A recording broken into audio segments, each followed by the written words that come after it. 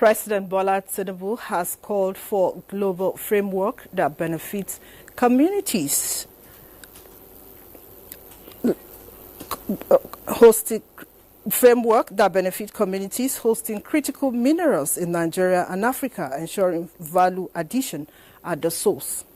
Represented by Vice President Kashim Shettima, he made the call at the third session of the 2025 G20 Leaders Summit held at the Johannesburg Expo Center in South Africa. State House correspondent Abdulrahman Jibrila reports. We'll bring you the reports in the course of the bulletin.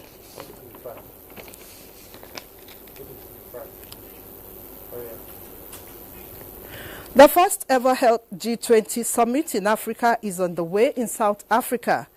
Chukwunonso Nwabeze reports that the leaders present adopted a G20 summit declaration that covered climate, energy, debt sustainability, and a critical minerals pact, as well as a joint call for a just peace in Ukraine, the Democratic Republic of Congo, Sudan, and the occupied Palestinian territory.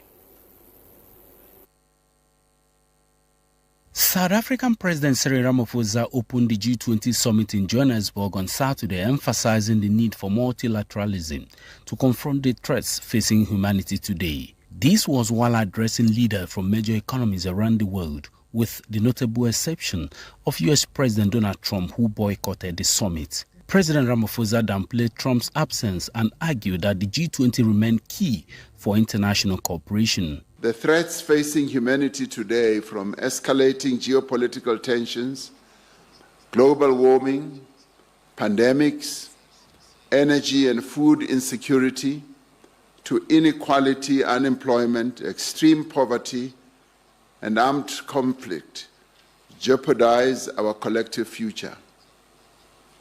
It is therefore essential that we make greater and faster progress towards the achievement of the United Nations Sustainable Development Goals by 2030.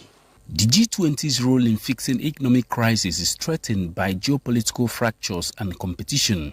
Leaders present, however, adopted a declaration that covered climate, energy, debt sustainability, and the critical minerals pact, as well as a joint call for a just peace in Ukraine, the Democratic Republic of Congo, Sudan, and the occupied Palestinian territory.